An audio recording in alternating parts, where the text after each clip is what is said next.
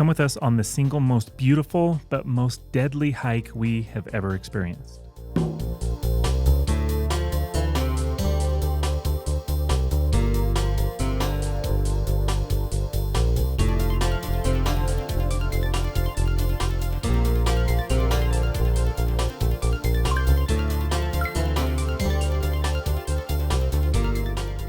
Day 4 on Kauai was all about the Kalalau Trail. Caitlin and I hiked this back in 2021, and it is number 1 on our favorite hikes list, which meant we had to take Ray, Linda, and our kids to see this remarkable part of the world. The start of the trail is on the northern part of Kauai because of severe flooding in 2018 that wiped out several areas around this trail and the negative environmental impacts of heavy tourism to this part of Kauai. In 2019, they implemented a permit system, limiting the number of visitors and parking passes to this beautiful trail. On top of that, in 2021, a significant landslide wiped out part of the Kuhio Highway, the only road in or out of here. So to access this part of the world, you need to purchase permits, and as part of those permits, you get tickets to a shuttle ride. We got picked up at Waipa Park and Ride. It's about a 20-minute ride from here to Haena State Park, Keʻe Beach, and the Kalalau Trailhead. As soon as you get off the shuttle, a park guide is there waiting for you to give instructions and warnings about this wild trail, including the single most deadly beach on the Hawaiian Islands, Hanakāpī Ai Beach. More people drown at this beach than any other beach on the Hawaiian island chain, a danger we got to face firsthand, but first, you have to get there. I'll have a full hike video that shows the entire hike and I'll post it on this channel, but for this video, we'll show some of the highlights.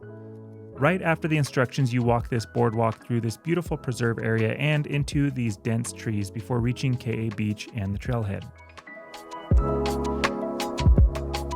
And then we're off on the trail. It's a pretty good incline for the first part of this trail. You are hiking up into the spines of the Nepali coast. It is important to remember that the wettest spot on planet Earth is on Kauai, meaning it rains here a lot. That also means that at a minimum, there are going to be wet, muddy, and slippery spots, and at a max danger level, there are flash floods that happen on this trail. So yes, I'm a nervous wreck having little kids. I'll stop talking here and let you see some of the beautiful views on this hike.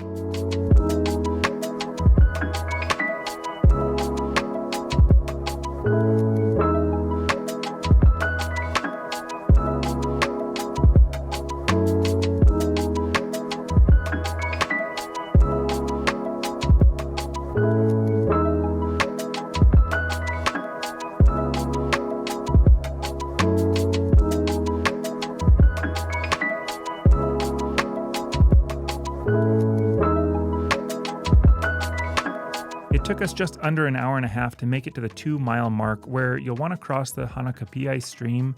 I'm 6'4" and it came to about my knees at this crossing, so it's not too bad. This stream has little fish swimming around and the view up and away from the beach I think is just gorgeous. You have a few decisions to make here, going from most difficult to least. First, with the right permit, you can continue along the remaining 11 miles of the Kalalau Trail to the Kalalau Valley where you can camp. We haven't done that yet. Decision number 2, you can continue up the Kalalau Trail and about halfway to the end, so 6.5 miles in total, or another 4.5 past the Hanakapi'ai stream, is the Hanoka Falls Trail. Caitlin and I did this back in 2021, and if you can make it there, it is drop dead gorgeous. It's an over 1,000 foot waterfall. Only about 300 to 400 feet are visible as you are right under it, but it is in its own little private bowl of paradise, and you have your own personal swimming pool. When Caitlin and I did this, we were the only humans here for about an hour enjoying our private slice of heaven. Your third option is to take a left after you cross the creek and head to the Hanakapi'ai Falls. It's another 2 to 2.5 miles to this waterfall. We haven't done this one yet, but a lot of people on the trail with us had and highly recommended it. Your last option is to just check out the Hanakāpī Ai Beach. This is, again, the deadliest beach on the Hawaiian Islands. It is gorgeous and huge waves are crashing in front of you. Remember that warning we got at the beginning of this hike about this beach? He said to stay at the tree line and don't go below the rocks. Well, we totally forgot about the rocks part of that warning. There are all kinds of warnings about not going swimming here. There are no lifeguards, no cell service, and there is no getting you back if you get dragged into these riptides and currents. Everything here was nice and calm, fun for the kids to run around on the sand and in the shallow water. But we were lulled into a sense of security, and you can see the water slowly coming up higher to the rocks here.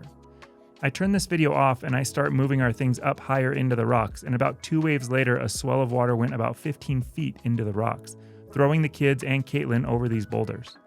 Luckily, as the water was pulling everyone back towards the ocean, Caitlin's back got wedged against a rock and Clara was dragged right into Caitlin. I hate to imagine what could have been here, so please pay attention to the warnings on this beach. After learning more about the dangers of this beach since, we were incredibly fortunate to avoid disaster here. This is a video of another party caught by a surprise wave. We all had a few scrapes and bruises, but we were lucky that that was the extent of our injuries. We hiked back the way we came because we wanted to spend some time on a safer beach, and that would be Keʻe Beach. The waters were more rough than previous times we'd been here. Floating around here on calmer days is a lot of fun, warm water and some fish, but we kept out of the water this time given our previous experience and the conditions on this day. There are little tide pools of fish and some of my favorite views of the Nepali coast. You might even get to see a seal basking in the sun or a crab scuttling around. From here we went back to jump on the shuttle, and even the views from the nature reserve and the parking lot are gorgeous.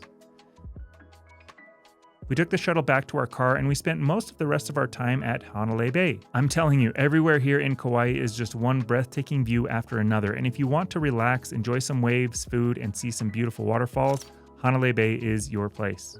Hanalei Town is as cute as can be with loads of shops and restaurants. We spent most of our time on the beach. We did stay here until the evening. We ate at the Hanalei Gourmet, which is delicious and has great views out the back windows of the mountains and enormous waterfalls. Overall, this was an unforgettable day with breathtaking views, a few scary moments, relaxation, and good food with good company. Tomorrow is our last day on Hawaii, where we explore Poipu Beach.